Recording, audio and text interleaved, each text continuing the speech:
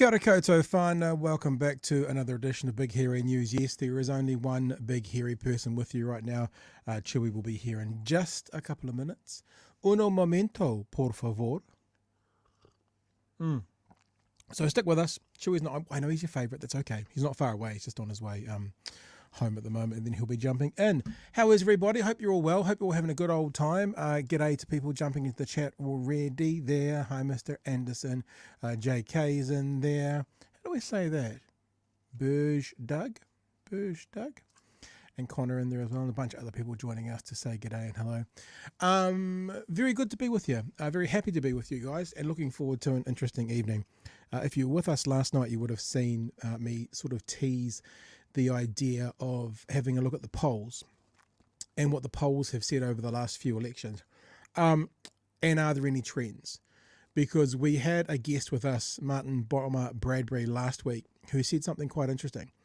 I'm paraphrasing, but he went, in the polls, National's always +5 and Labour's always -5. And I thought, gosh, I wonder if that's true. Because if that's true, that's got a lot to do with how we enact and interact with the polls. So I thought, let's have a look. So what I've done is I've spent far too much time looking at One News poll, looking at Newshub, which was obviously TV3 at some stage poll, and looking at Roy Morgan as well. Now, there's lots of other polls, but those were the three that kind of have been consistently available back until 2011. So I did the 2020 year, 2017, 2014, 2011, and I took the last 5 polls from each of those categories, each of those pollsters in each of those years. So there's 5 from One News, the last 5 from Newshub, the last 5 from Roy Morgan, and we're having a look at the average of the polls, and then we're having a look what they got on election day, and if it actually rings true.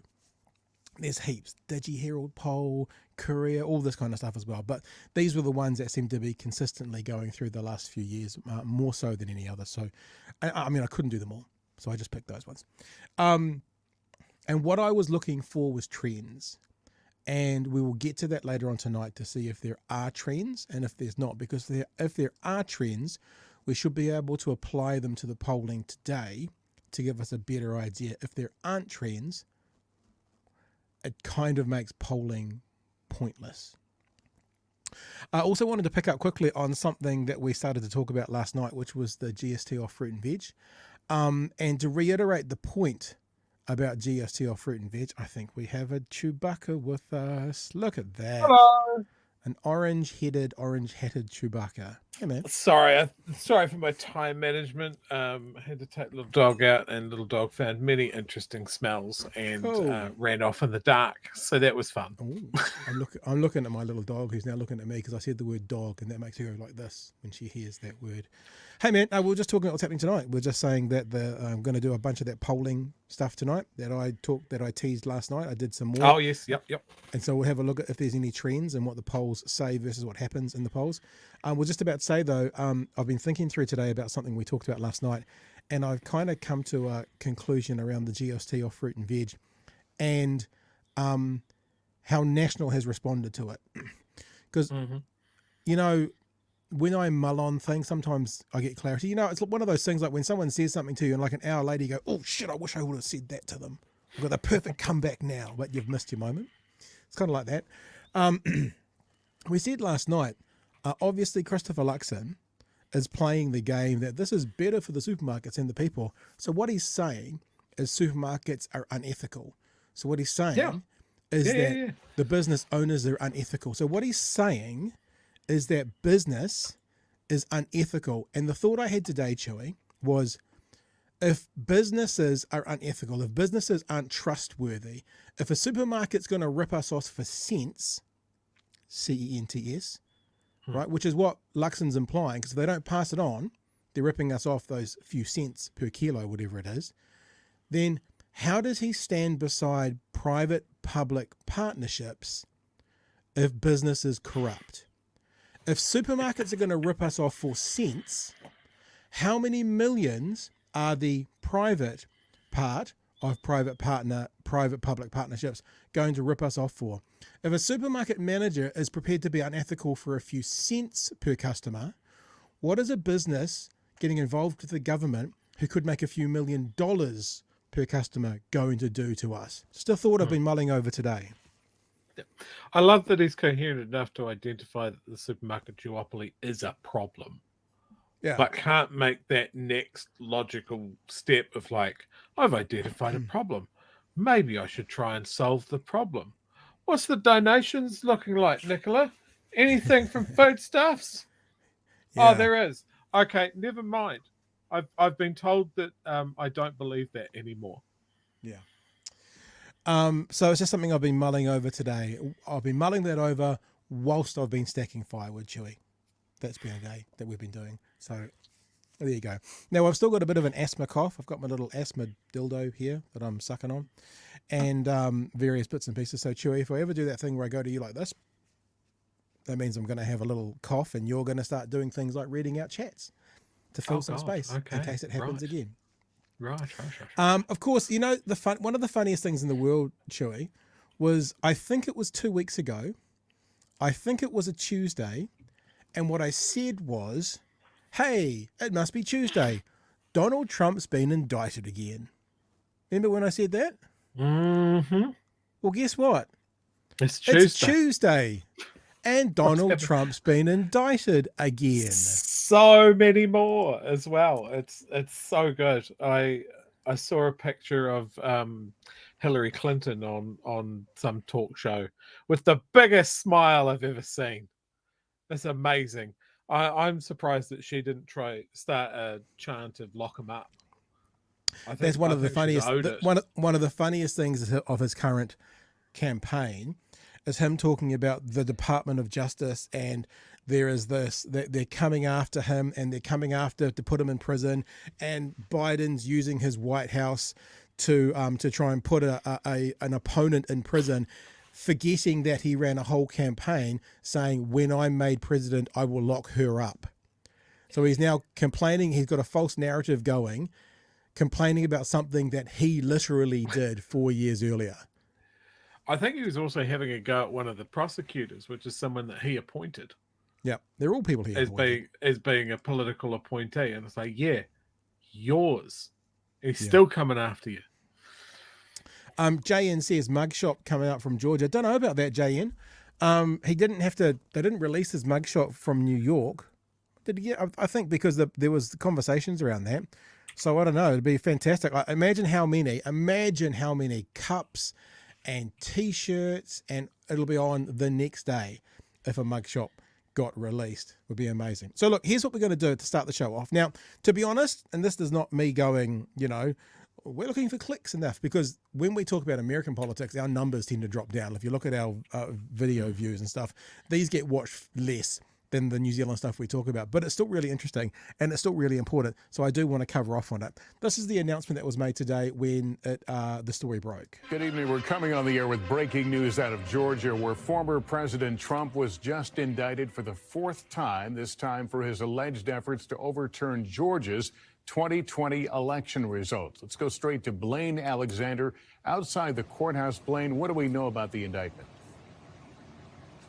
Well, Lester, we are just now getting a look at this. This has just been published on the county court's website. But as you mentioned, we do know that former President Donald Trump is among the defendants. What's remarkable here, though, Lester, is that it is not just Donald Trump. There are a number of his allies that are also being charged in this indictment. Now, we're still digging through this and finding out more about what these charges entail and who all is being charged along with the former president. Jared there yet? We can certainly not quite Jared, but Rudy's there. A number that is is numbering in the double Rudy. digits of My defendants. boy, So my this certainly leaky sets it boy. apart from the other legal challenges, Lester, that the former president is facing.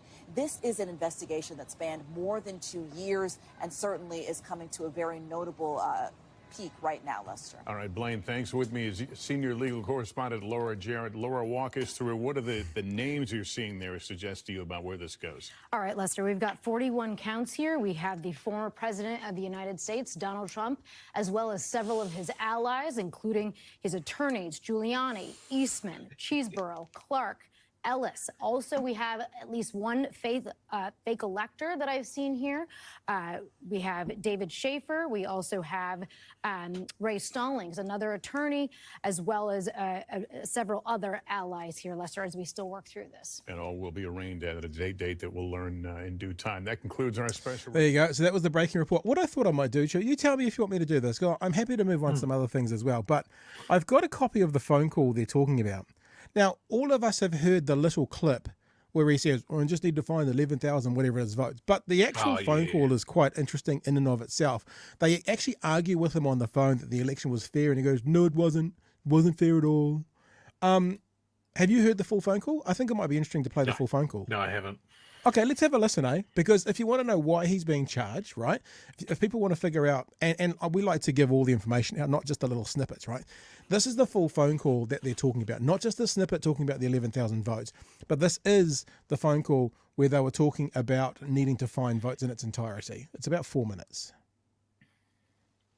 We have won this election in Georgia based on all of this. And there's nothing wrong with saying that, Brad. You know, I mean, having a correct... There's nothing wrong in saying that. Something wrong with trying to change it. And these numbers are going to be repeated on Monday night, along with others that we're going to have by that time, which are much more substantial even.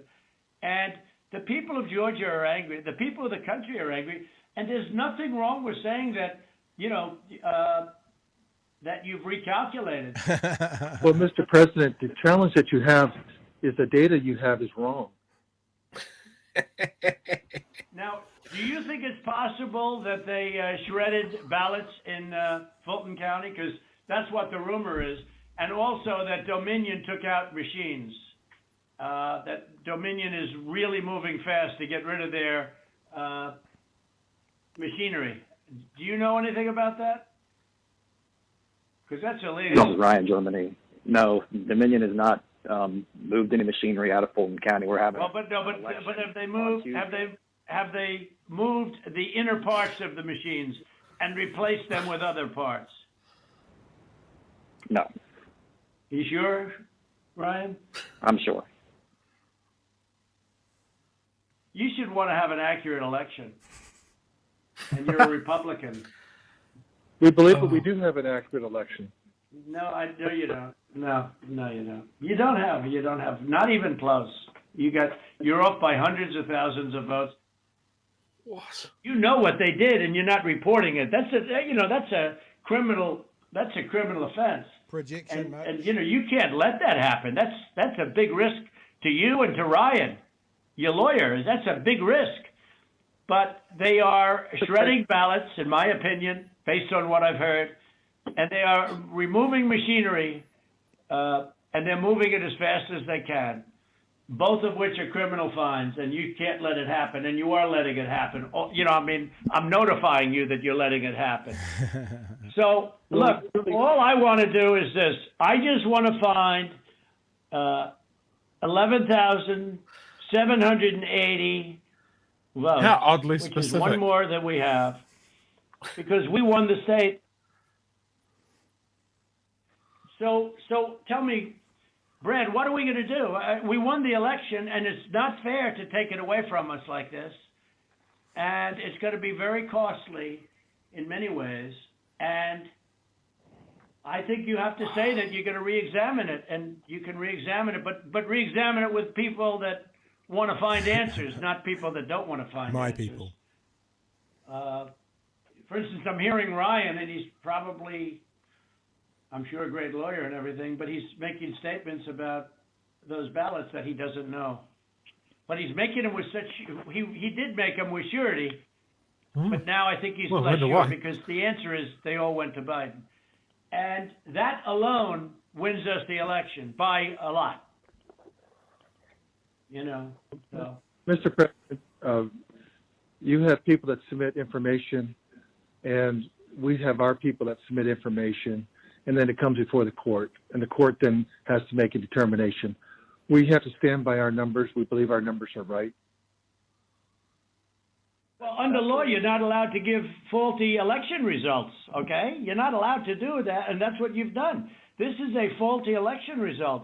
And honestly, this should go very fast. You should meet tomorrow because you have a big election coming up, and because of what you've done to the president, you know, the people of Georgia know that this was a scam.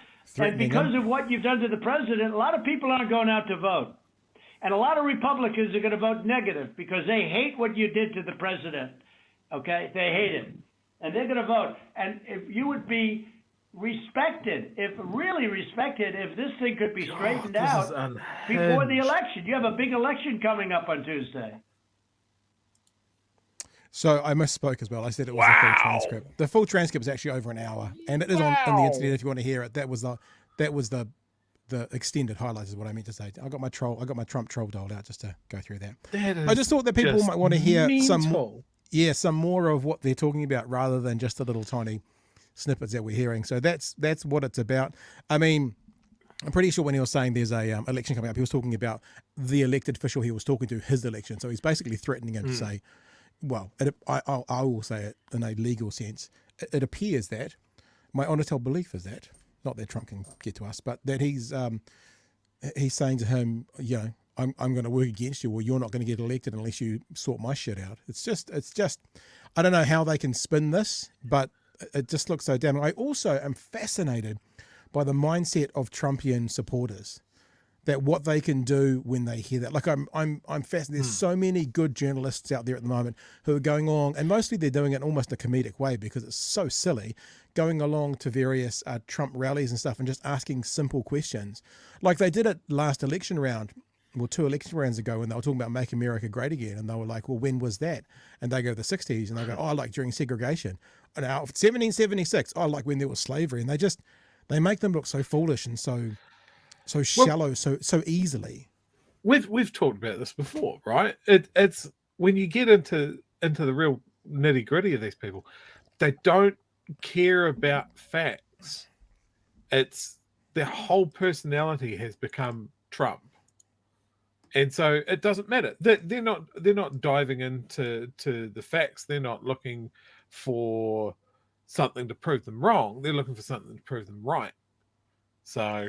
Yeah, it's motivated cognition. I don't think we're dealing with the brain trust here when you go up and interview someone at a Trump rally. We've talked about this before. It's called motivated cognition, which is where you already have a predetermined outcome decided, and you just find your own way there. So if your predetermined outcome is, you know, Trump has the election stolen, and someone puts evidence in front of you that negates that, you just find a different path to get to exactly the same result. So yeah. That's pretty much what it is. Yeah, I think that's right. Absolutely. It's cult-like behavior. Because he can do... Maybe it's probably quite good to go now and move into our next conversation around this conspiracy film that's being released. And guess who's supporting it and amplifying it? You'll be surprised. So is there anything in the chat you want to throw out before we get to change? So there's a few things. The cult-like thing works quite well to move into. Yeah. You know... Dr. Ratweasel here, pointing out that Trump's voice has a strange up and down cadence. Yeah, it's this is why impressionists love him. It's so distinctive and it's so easy to mimic. And it's also a big reason why when people do like an AI of his voice, it's as accurate as it is because it's so distinctive. Yeah, and it's so compartmentalized. Every word it's almost like you are literally grabbing audio from different parts and putting them together, and it sounds like Donald Trump. Yeah, absolutely. V Bunch here pointing out that they have a brother who still believes that Trump won the election. Wow. God, I don't know how I would deal with that, eh? Just why though? I mean, like V Bunch, if you want to send us another note, why? What's the rationale? Because I mean, well, there you go. He just laughs at me when I point out facts. Exactly. So you just can't have a discussion with someone in that headspace. Oh, I was just thinking. I'm going through the recesses of my mind to try and think of what the saying is to do with arguments and facts. There's a couple of them. There's one that gives something about, and actually it might have been Jordan Klepper. Someone mentioned Jordan Klepper when he was being interviewed in between the, so we played it, basically saying like you can argue about sort of political stuff. That's a difference of opinion, but you can't argue with who someone's identity is, because you can't do that. So when you become Trumpian, it's like you can't argue the political facts anymore. They just go.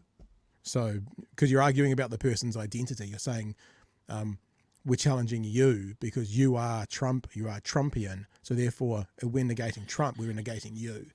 So I think again, cult-like behavior. It's like the celebrity worship, right? And that combined with a political movement, it's a very good message.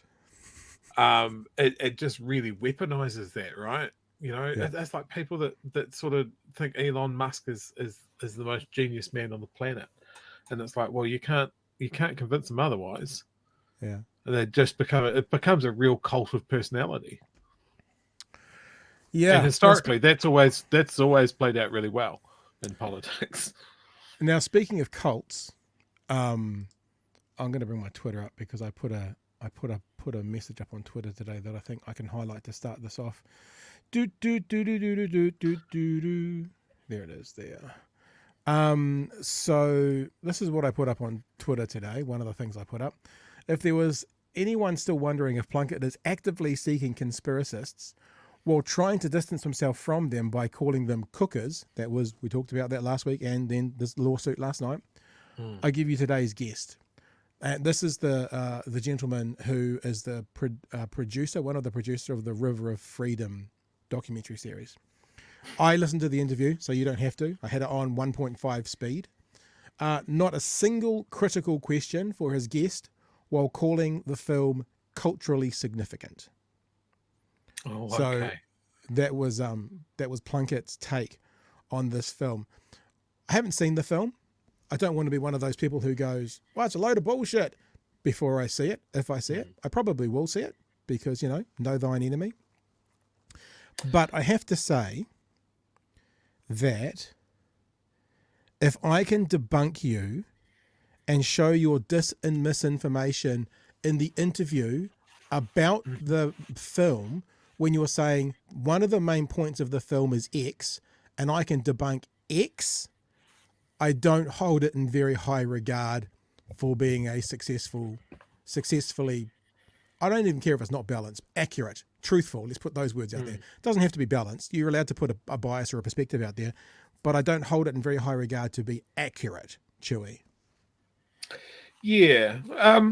I one thought springs to mind, right? If this is culturally significant, what was Karen's opinion of Fire and the Fury?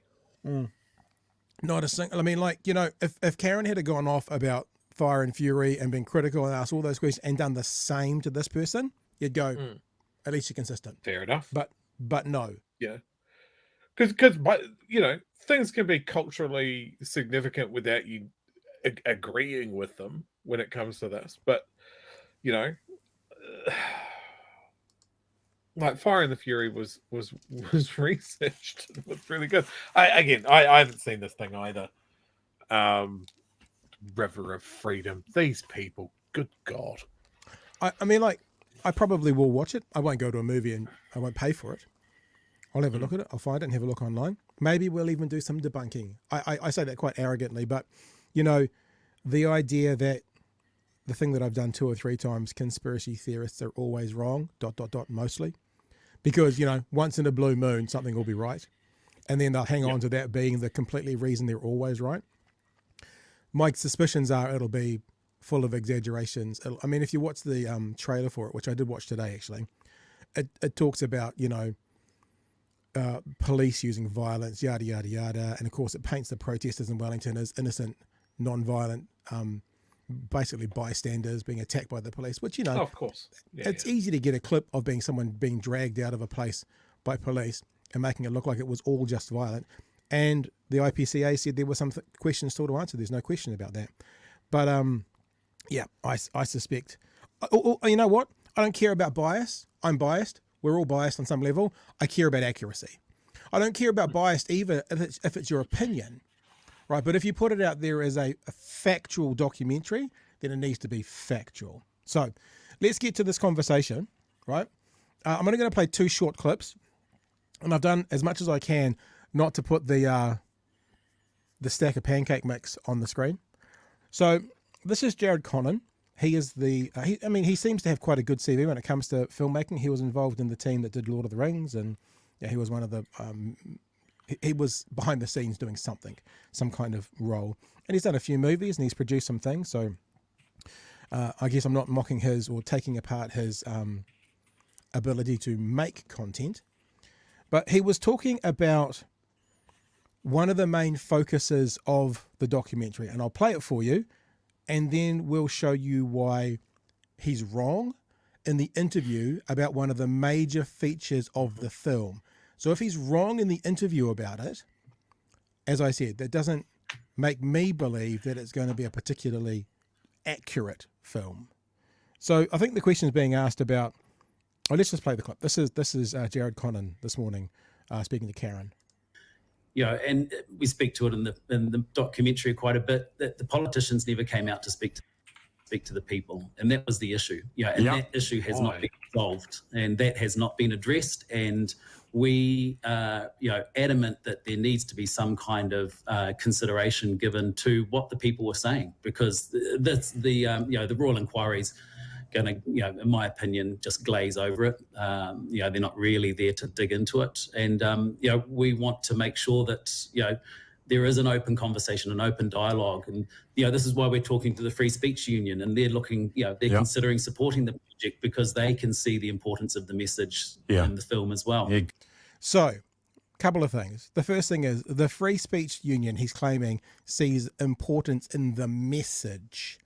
That's very different from seeing importance in the ability for someone to share their views, whether you agree or disagree with them. I would like to think that Mr. Connan has misspoken there, because what he just said was the Free Speech Union support the message in the film. The Free Speech Union would often come out as, I believe them to be a right-wing psyop and a fake front for right-wing talking points, but they do normally come out talking about the freedom to share views. They don't often necessarily endorse the views, although I think they do, but they publicly don't.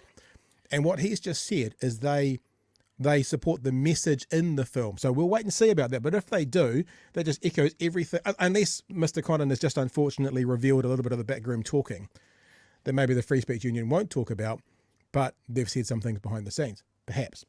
But the most important thing I wanted to say is he was talking about why the politicians didn't come out and speak to the people. And this is a quote. When he talked about it, he says, that has not been addressed. So the politicians not coming out to speak to the people, the protesters, has not been addressed. And he made it very clear, Chewy, correct me if I'm wrong, he made it very clear that that was a pretty big focus of the documentary. Is that how you heard that? Yep.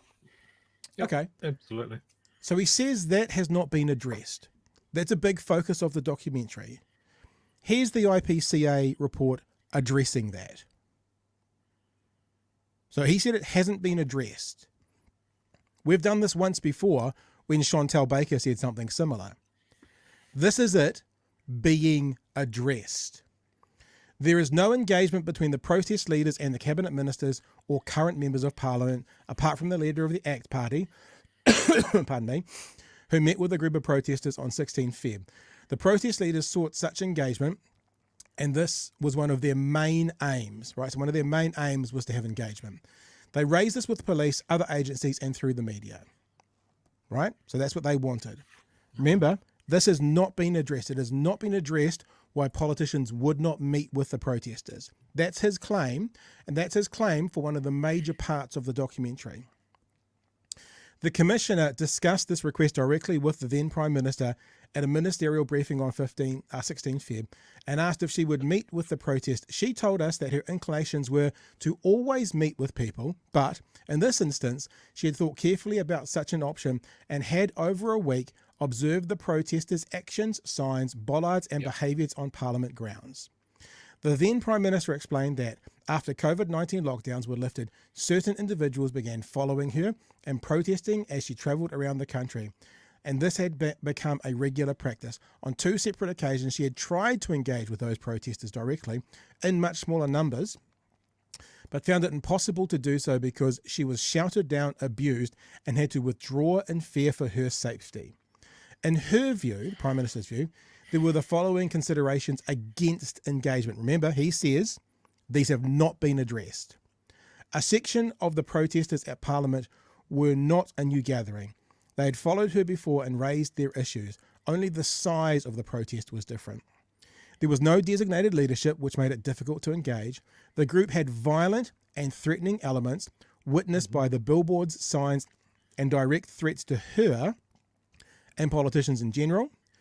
She did not want to set a precedent that if protesters occupy Parliament grounds, then Prime Ministers would talk with them.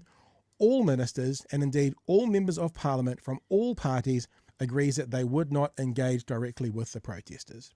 Now, Winston, I don't know about you. He wasn't a member of Parliament. I don't know about you, but that sounds like it's been addressed. Now, he may say, in my opinion, I am not going to accept what they've said, but his main point in that conversation that I just played was the documentary is going to focus a lot about how the politicians wouldn't engage with the protesters, and that has not been addressed. That is false, and we've just proven it. What does that say about the documentary, Joey? Yeah, absolutely. Like this guy seems to be hammering a point that we're just making a reasonable request. We just want a dialogue. We just want to be listened to. The behaviour that was seen, the threats that were made. I still remember seeing that massive chalk writing saying "hang him." And it's just like, why would you expect anyone to engage with that level of dialogue? I just will come back to I will just come back to what he said. Yeah. That has not been addressed. Why they wouldn't meet with them? That has not been addressed. It's literally been addressed. It's literally been released. The information is there. It has been addressed. Now, perhaps, because remember that IPCA report came out, 2 months ago? He's been making the documentary for 15, 16, 18 months, 2 years, who knows? Maybe at one point it hadn't been addressed, and so that line was truthful, it made sense, but now it has been addressed. But he still says that's a major focus of the documentary. I want to show you one other thing as well. There's one other thing as to why Mr. Conan and Karen, backing him up, says that the major motion picture groups won't distribute this forum. Why do you think they might not want to distribute? Do you think it's got to do with the content? Do you think it's got to do with well, who knows? This is why he thinks groups won't pick it up to distribute it. Okay, how long's the movie? It's actually quite long. It was quite a long protest. We were there for 21 days. We couldn't get the regular 90 minutes, so it does run at 2.5 hours. So okay, a few of the theatres have sort of shied away from it for that reason, because it doesn't fit their regular slots. But there's no. Did you get that? Theatres have shied away from it because it's 2.5 hours. I'll just play for you that again. Yeah. Okay, how long's the movie?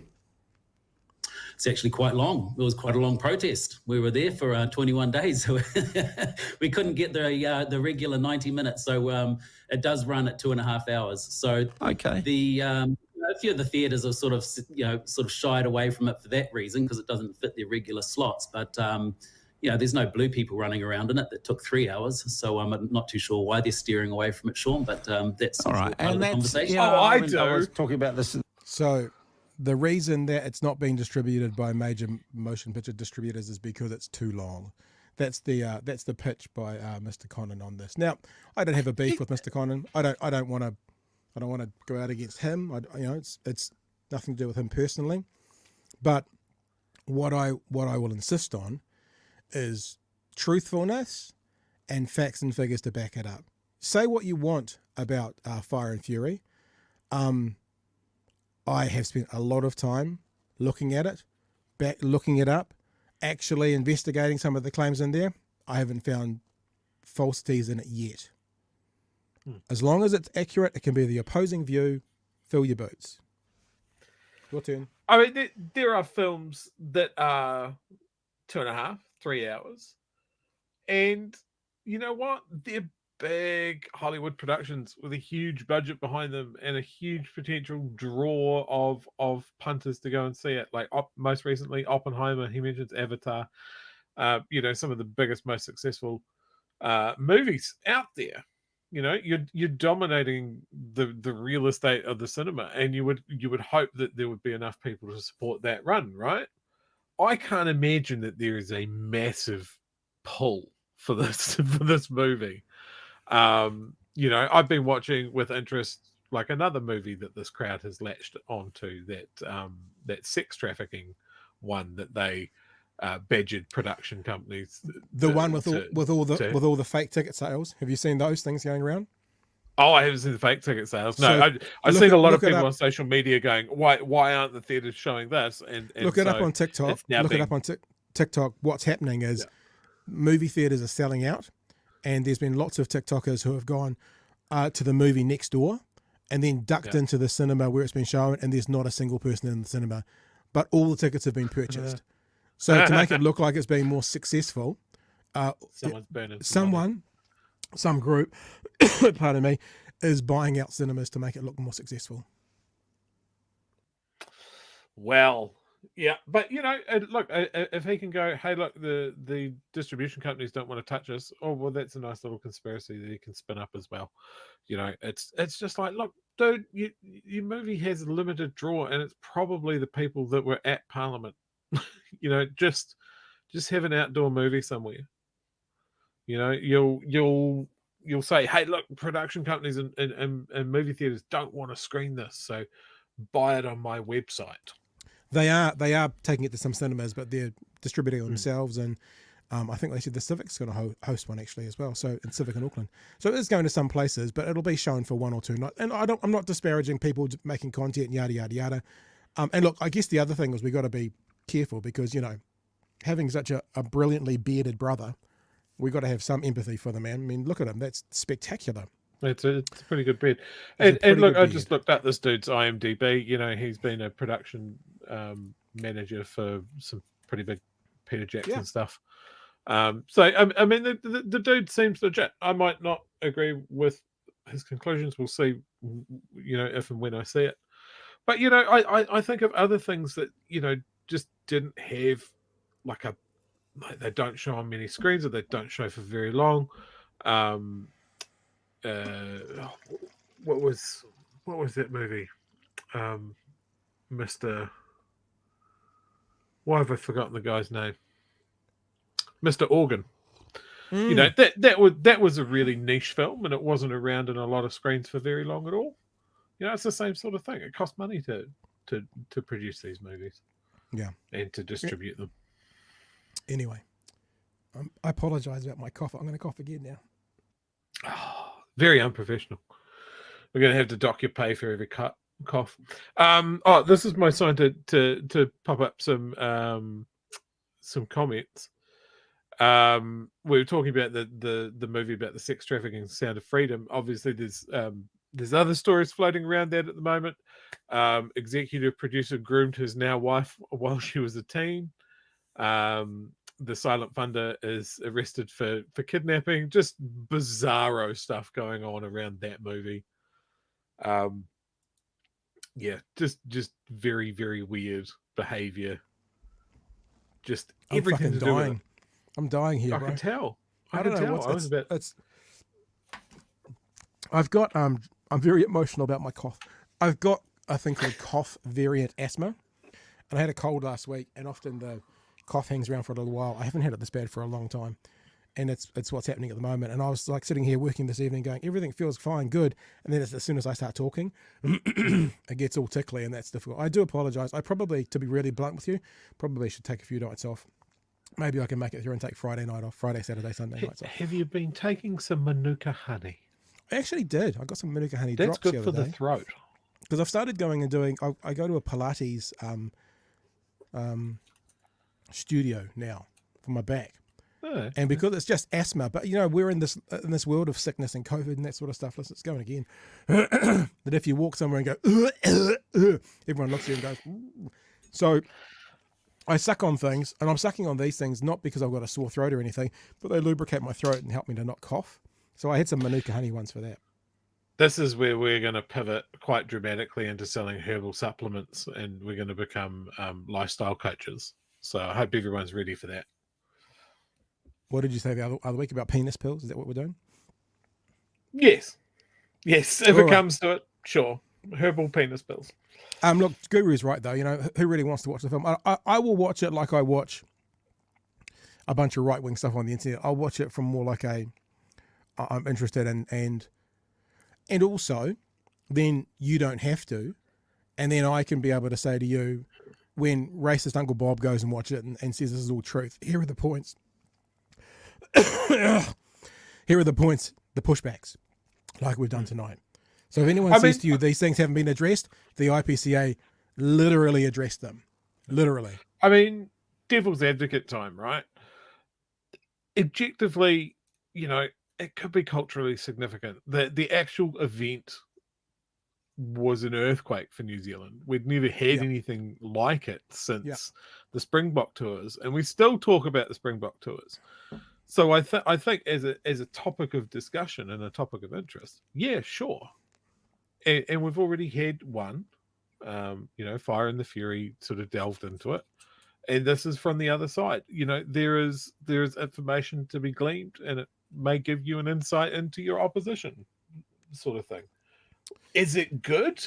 That's, you know, is it well researched? Is it factual? These are all things that we'll find out later, I would imagine. And unfortunately, pardon me, you racist Uncle Bob. I'll get there. I'm going through puberty, I think. We'll say the same things about Fire and Fury. Oh, it's all lies, not true. And that's when I go to people, should we debate this? Are you prepared to change your position? And if they say no, I typically go, well, thanks, but I'm not looking for an argument. Yeah. So, ironically, all those people who say you in fact, we've got Chantel saying it on our soundboard, don't we? Talking about facts, we're not talking about feelings, are often the same. They're often the same people who then, when you give them facts, they go straight to their feelings. Where is it? Here we go. Your feelings don't really matter right now because we're talking about facts. Oh, she loves a slogan that someone else has come up with. All right. We're moving on. So glib. This is the conversation. This guy. This is the conversation we talked about last night. It's from Newshub over the weekend, where they were talking about minority governments, etc., etc., etc., and what it means to vote. The first clip is talking literally about minority governments. Let's have a look. Lots of jostling for position in terms of policy positions.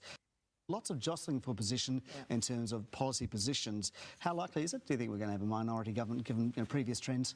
Yeah, thank you for covering that, because that's been something that I've been trying to add to the debate. Like honestly, like under MMP, to some extent, governments have just been making it up as they go along and figuring out what will work. So, you know, coalition is only one possibility, but we've also seen over our kind of history of MMP, different kind of innovative arrangements, I guess, like under the John Key years that enhanced confidence and supply. You know, we are kind of making it up as we go, and you know, like ruling in, ruling out, is all fine and good until it's it's either go with them in some kind of weird, funky, new, innovative arrangement, or go back to the polls. And I think most people, if you look at kind of international examples, are going to not want to go back to the polls. You don't want to be the party who caused another election. Because they create voter backlash, right? It would be devastating, and it would be devastating for this country as well. Like the level of trust in politicians and voting and that, it would, like, people wouldn't want to like waste another Saturday. After our chat last night, I've been thinking as well, Chewy, about this idea of a minority government. Like if a real minority government, if two of the parties only had 58 seats and everything they pass, they'd have to negotiate with someone else. I don't know whether that would cause the country to fall over or if it would be quite an interesting experiment.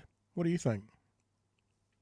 Yeah, I was thinking about that a little bit. I mean, I think it would slow things down, and it just comes down to what party has the most pragmatic politicians. Yeah. Rather than the ideologues that are just like, I don't care, let the country burn. Nothing happens without my say-so. You see a bit of that in America, and it's there's a few ideologues around. Yeah. Yeah. I also want to make the point that every time I see Jordan Williams, I think it's like if a Muppet wished to be a real person. He Well, you just can't see looks the bottom like half of him. Maybe someone's got his hand up his ass to make him talk. Maybe that's actually true. Well, that'd be big tobacco, wouldn't it? It's so funny. I didn't play it, but at one stage in this conversation, they start talking about vaping and this and vaping. And is it Simon Shepherd, the interviewer, has to go, now Jordan, now Jordan. And Jordan has to do a disclaimer that they have tobacco behind them before he talks about vaping. It's fabulous. Right, let's move into this part of the conversation. They're talking about how New Zealand first looking in the polls. And coming up shortly, unless I swallow my tongue and die, we're going to talk about polling and what's been happening in New Zealand polling for the last 4 cycles as well. Yeah, they're making a comeback in the polls. Yeah. And I think one of the things to note, and one of the things I've been thinking about, is that these are the optimal conditions for populism. Like if you look at the international example, some of the literature we've written in the election study, is that, there's this kind of inequality, but people concerned about inequality. There was a Herald poll that showed that, and then there's a lot of people saying New Zealand's on the wrong track. And that's just creating those perfect conditions for populism to thrive, and I think Winston Peters is quite happy to take up that mantle. Yes, he is. And one of those polls was the taxpayer courier poll, but also there was another poll as well regarding ruling Winston in or out.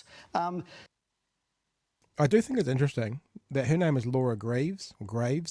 She's very smart, Victoria University, politics, and Newshub has chosen to use a Jordan Williams quote as the headline for it. She is by far and away superior and gives out much better information, but Jordan Williams says something headliney, and so he gets the headline. It's your typical media sort of just looking for almost the clickbait.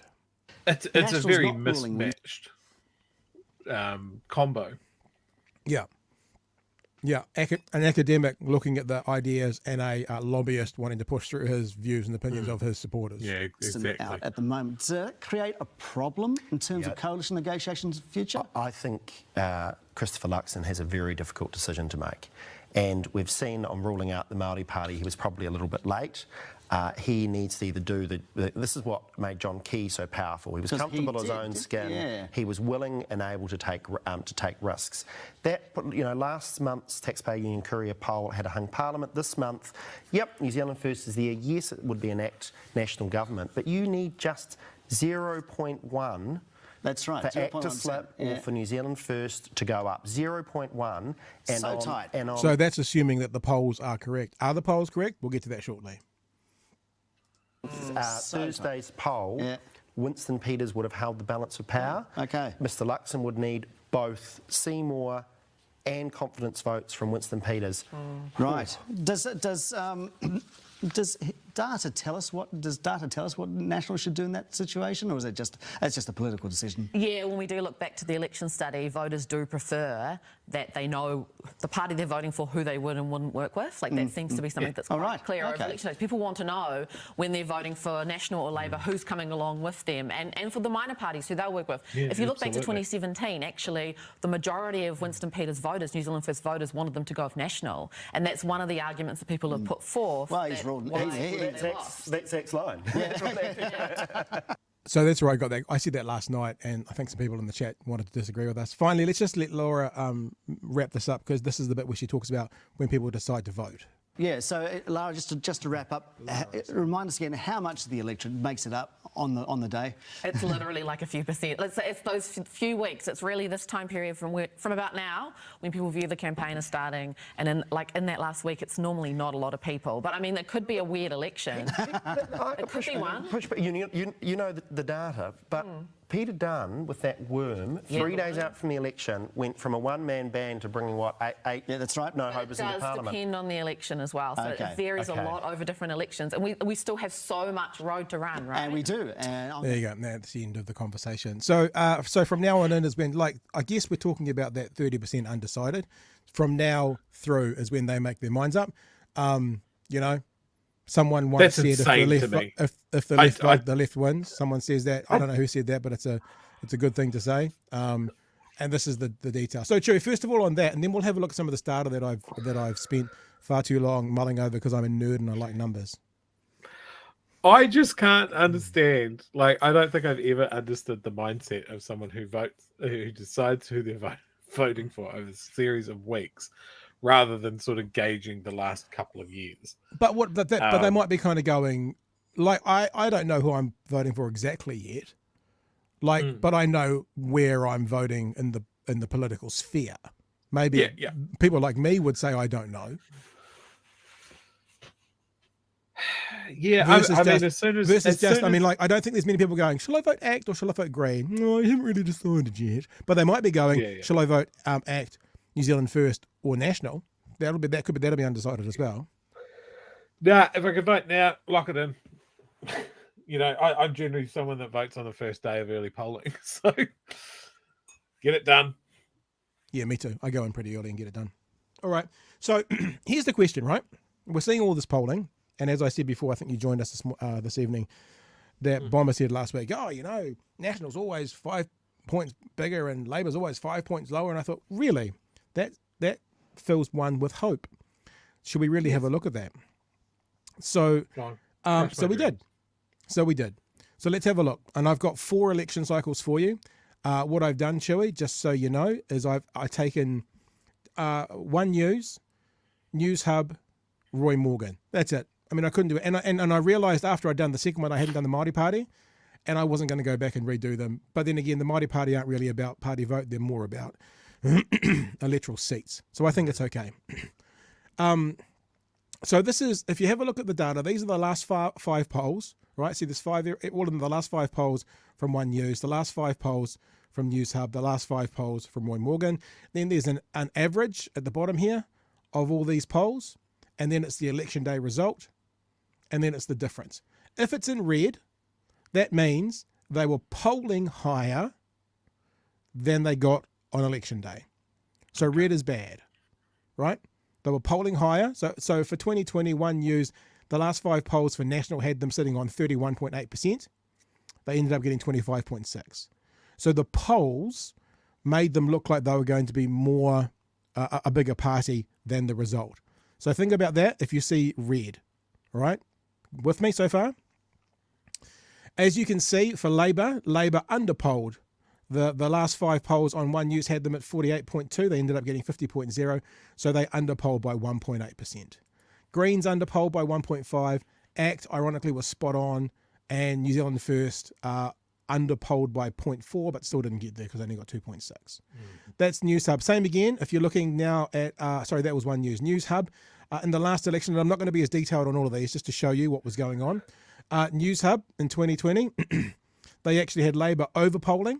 So they said they were going to get more than what they get up by 1.2%. They had the Greens again underpolling by 2%. They said they were going to get 5.9. They got 7.9. This is on the average of the last 5.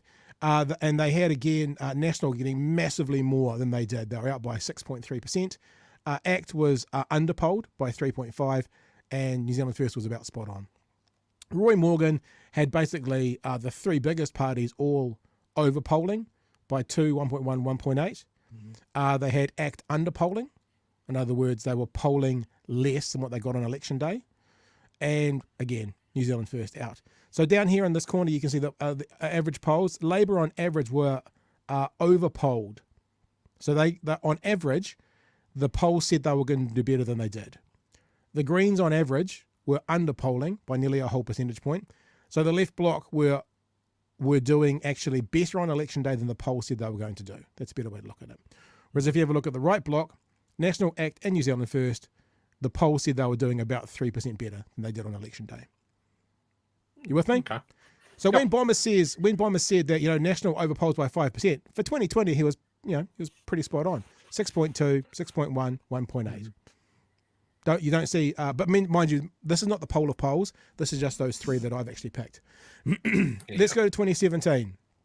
2017, you can see actually, God, again. You have put in the work, haven't you? I know. I geeked out. Again, you can see that red is bad, right? That means they were overpolling.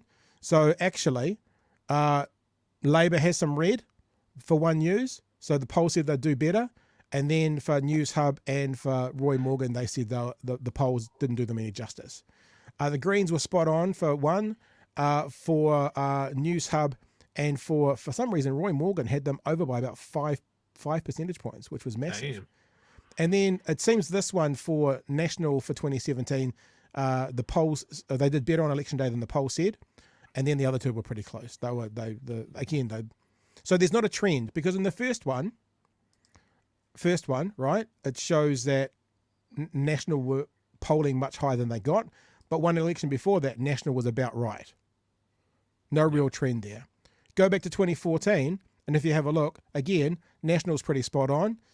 The poll was up by 0.8, was down by 1, and was 0.3, about spot on. So they're about spot on. And Labour was getting a better result in the polls than they ended up getting by about a percentage point. So I was struggling to find any trends at all, to be really frank with you. 2011, same again. The polls said Labour would do better for One News and Newshub by a smidge, less than a percentage point. But again, here for National, the polls said they'd do better by 6%, 5%, 5%. So if there was a trend, it might be that National often overpolls. That you could say that, because 2 out of the 4, they overpoll by over 5%. And the other thing is, all the rest, there's pretty much nothing else to see here when it comes to polling. Some are over, some are under, but there's none of these big 5% out like there is for National. So maybe the trend is, if someone's going to be out by a big percentage, it's going to be National, but it doesn't mean they are going to be out. The other thing that's kind of a trend to look at this, and I think this is fascinating. Have a look at this. Election day for ACT, 1.1. This is 2011. Election day for ACT, 0.6. Election day for ACT, 0.4. 2020, election day for ACT, 7.6. And the latest poll has them, what did I do with it? I took it off, sorry. Has them up on 11 or 12 percentage points. So the other trend might be ACT has grown exponentially in the last 4 elections. That would be a fair thing to draw from it as well. Now, this has happened before once on the other side. When people were unhappy with Labour, a bunch of people flocked to the Greens for an election cycle, maybe 2. Mm-hmm. And you've seen ACT go from basically nothing to 7 to, let's say, 12 to 15 now, because they're unhappy with National. Should they then turn that around, like if National does something to draw their people back, you may see them dropping back down to that 4, 5, 6 percentage marks, like has happened with the Greens. Yeah. So Chewy, I don't want to sound like a pessimist, but there isn't that much to talk about when it comes to trends. There's no magic bullet with those three those three poll providers saying, oh yeah, National's going to be 5% over. It's not the case. If they have been out by 5% 2 of the past 4 elections, but the other 2 they were pretty much spot on. So you can't therefore say they'll be up this time around. It might be a spot on one. We don't know, and that's what the last 4 election polls have showed us. You can never know. Like, yeah, I mean, we talked about this so much with polls, so it's interesting to make this comparison, but so much of the news cycle is polls. Like, it generates clicks, it generates content, it generates stuff for people like us to talk about, that sort of thing. Yep. My whole fear with polls is people take them as gospel. They take it as a foregone conclusion, that's what the election result's going to be. Therefore, I don't have to vote. It's already been decided, either in my favour or not. Either way, just vote.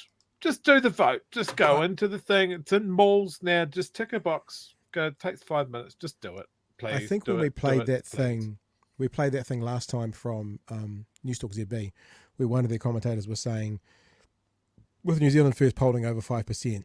It'll get them more votes, because all of a sudden there's a group of people that can go, oh, my vote won't be wasted. So polling can do that.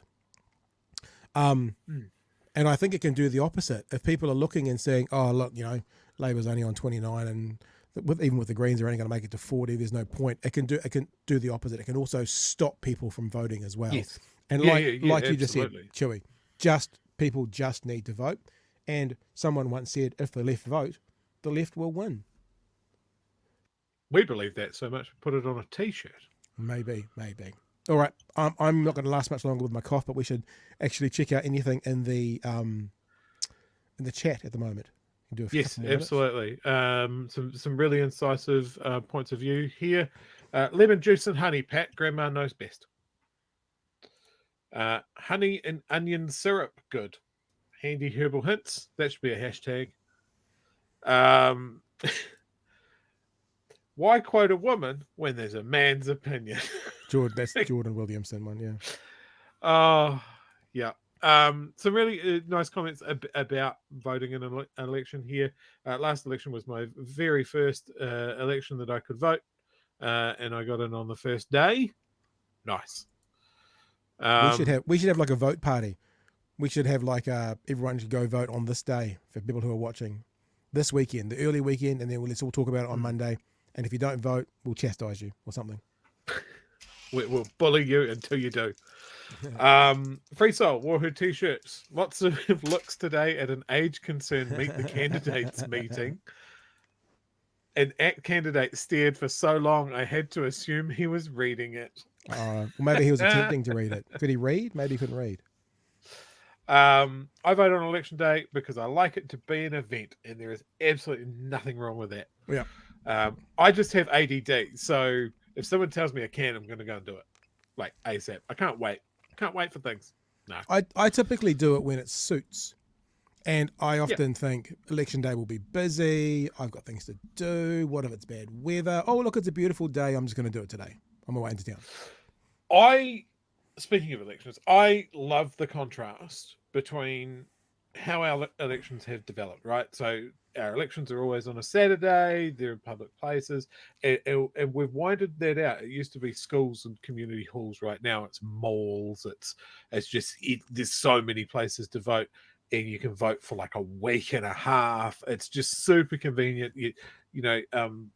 Making it easier to vote doesn't dilute democracy. It's just add more people to it. The more people that can vote, the easier it is to vote. Awesome. We go over to our friends over in America, and it's like, yeah, voting's going to be on a weekday. We're going to make sure that you have to line up for 4 hours in the sun. Yeah. You have to give up a day of work. Some people can't do that, but we don't care. It's anything that they can do to complicate things and make things objectively worse, they'll do it. Why do they have voting machines? Why is that a system that can be corrupted? When we get a pen and a piece of paper and we tick a box, job done. Don't complicate it. Make it easy. Monday, 2nd of October. So you have 2 weeks to vote. 2 weeks. 2 whole weeks to vote. Yeah. Fantastic. The thing about voting early, though, is your votes always get counted last, because when they do the ballot boxes, they're the ones that get counted first. Yeah, so I can understand as well if you kind of want to, if you want to be a part of it, that you're like, oh, I'll get to see my vote counted at 6 o'clock already. It'll be done. So I get being there on the day as well. I don't know. I don't like queuing, Chewy. Yeah, no, neither do I. The other thing that I think is a big improvement, being able to register on the day and vote that same day. That was an amazing change as well. Just make it easy for people to vote. Someone's just asked about the vote compass. I'm just having a look as we're talking.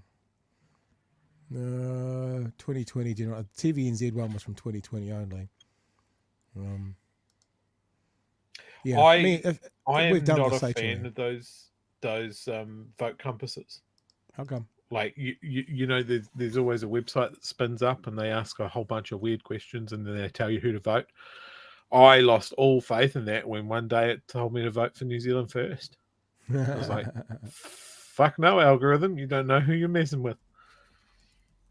Maybe you're just maybe you need to identify as someone else, mate. Maybe it's the reality of it. Oh God, could you imagine? No. Me and Chewy have done this political compass. It's on the Facebook page somewhere if you want to check it out. We've done it. What do we find from it? That you're more authoritarian than me? Is that what we found out? Oh, you never let me go, and that's why I'm not taking you off my list. Anyway, Yeah, I'm sure TV. I'm sure New Zealand will do one. Often there is one on here as well. That's a New Zealand one.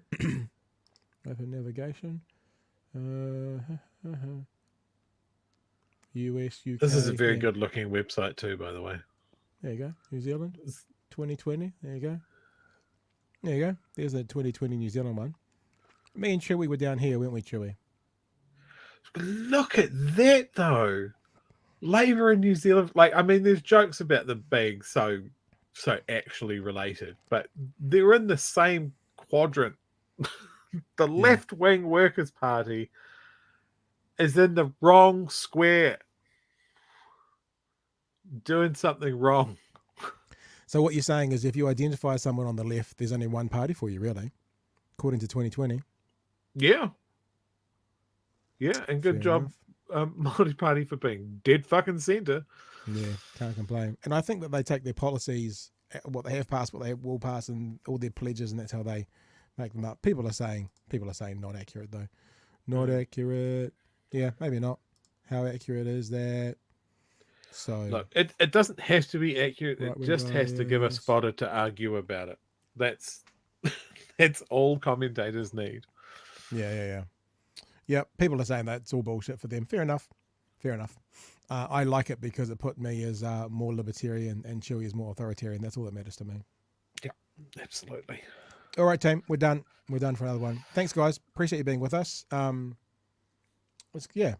I what I'll do tomorrow on Twitter is, and look, I apologize. No clips are out today. Something went wrong with my editing software. I don't know what, but it wouldn't let me save things. It was bizarre. So I'll get onto that tomorrow and see what happens. And I'll put out those four data analysis of the last 4 cycles of polling, and you guys can do whatever you want with them. But yeah, I think the truth is no real trend other than if one party's going to be out massively, it's going to be National, and ACT has had a massive rise. They're the 2 only trends you can take from it. Yeah, and don't be like I was in 2011 or whenever it was, and listen to your little echo chamber rage bucket, and everybody agrees with you, and then the polls don't come in right, and the election day is a very sad, depressing party with people that are sobbing in the corner. It's a bad time. Be realistic. I'm assuming we're probably going to be here, aren't we? Yeah, most likely. Most likely. Get some more people involved. Some of you guys, if you're watching, you want to be involved, we'll figure something out. Get people, maybe we'll get Discord set up and stuff as well. We can all either celebrate or cry. I reckon, okay, do you think there'll be a decision at the end of that night? Meaning, no. Will we know who the government is? I don't think so. I think it's going to be that close. I think we're not going to have it's going to be like 2017 was, where it'll be I've been wrong 3 or 4 days later. So many times. Like last time, they basically called it at 6 o'clock because they had all the voting already counted, and they basically knew. I have this wondering whether it'll be a landslide the other way. I don't know. I really genuinely don't know. I don't know. I don't know what's going to happen. But I tell you one thing, and this shows my pettiness. I'm really quite keen, and I haven't started it yet, but maybe I will, to go find all those right-wingers at the moment that are going, oh, change of government on the way. I almost kind of hope that there's not, for the single purpose, that then I can clip all those together and turn them into a lovely bit. That's not the only reason, but it would be nice. Do you remember that person that was like, oh, I'll make a bet with you right now that it's going to be like National by 20 points. And I was like, I will take that bet. I will take that bet. And then they disappeared. Buy you a nice bottle of whiskey or rum or whatever. Just give us your details and we'll lock it in. We'll revisit this. And we never heard from that person ever again. I saw someone in your mentions going, Labour's going to go the way of the mower. I know. Which is that's just so silly. You know why that's so silly? No, they're not. When people can't do an analogy, a mower is extinct. So what they're saying is Labour is going to disappear and never be seen again. They're going to be, remember when Labour used to exist? So silly. So silly. They might disappear this election, but they're not going to go the way of the mower, and then we won't be finding Labour bones in 100 years' time, or footprints. Labour Party footprints in the river in central Otago. be real literal. What happened to Labour on election night? They went wandering in the forest in Westland and fell down a hole. All of them. And then we just didn't know what happened to them anymore. Some of them got carried off by a giant eagle. Yeah. Oh my God, that guy on Twitter was right the whole time. All right, lovely people. We will be back tomorrow night from 9 p.m. for another edition. Thank you for being with us tonight. We appreciate your time. We appreciate your efforts, especially me. I appreciate my efforts. And we'll catch you. Oh, nice. Mr. Arvids. Mr. Arvids. Nice to have you, Mr. Arvids. Welcome. We'll see you tomorrow night, Mr. Arvid. Bring a friend. All right, team. All the best. Stay safe. Hooroo. Cheers, fam.